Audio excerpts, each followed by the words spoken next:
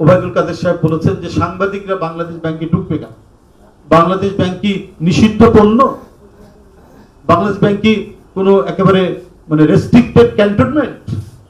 আরে ক্যান্টনমেন্টেও তো প্রয়োজনীয় মানে মানুষ যদি একজন বৈধ মানুষ হয় সেদিক দিয়ে চলাচল করতে কোনো অসুবিধা হয় না।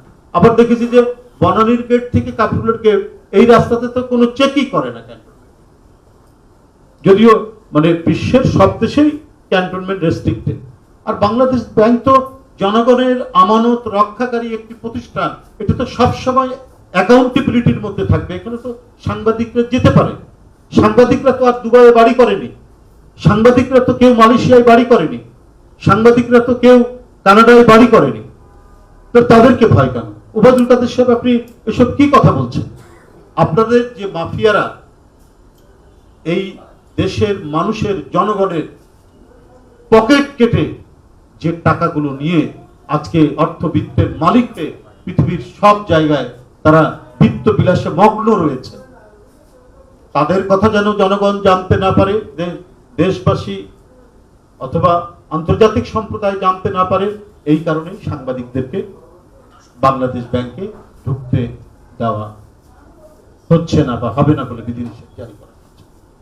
ঘটনা তো নিশ্চয়ই ঘটেছে, না হলে ভারতীয় একটি পত্রিকা তার বিলিয়ন বিলিয়ন ডলার এখান থেকে হ্যাক হয়ে গেছে লিখলো, বাংলাদেশ ব্যাংক একটা স্টেটমেন্ট, বাংলাদেশ ব্যাংকে দেবে, চাকরি করে, সরকারের চাকরি করে, সরকার যা বলবে তাই শুনতে হবে, তারা সেটা দিয়েছে। কিন্তু মূল ঘটনা আড়াল করে কি রাখা যাবে? সাংবাদিকদেরকে ঢুকতে না দিয়ে কি আপনি ওবায়দুল কাদের সাহেব কতদিন আপনি মুখ লুকিয়ে রাখতে পারবেন, এটাকে ঢেকে রাখতে পারবেন?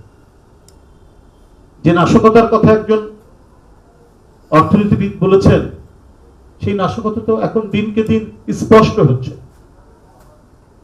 যে নিশ্চয়ই সেখান থেকে বিলিয়ন ডলার হ্যাক হয়ে চলে গেছে। আর এটা তো নতুন কিছু না, এটা তো দৃষ্টান্ত আছে, কয়েক বছর আগে তো হয়েছেও তাই। 800 কত কোটি টাকা, 810 মিলিয়ন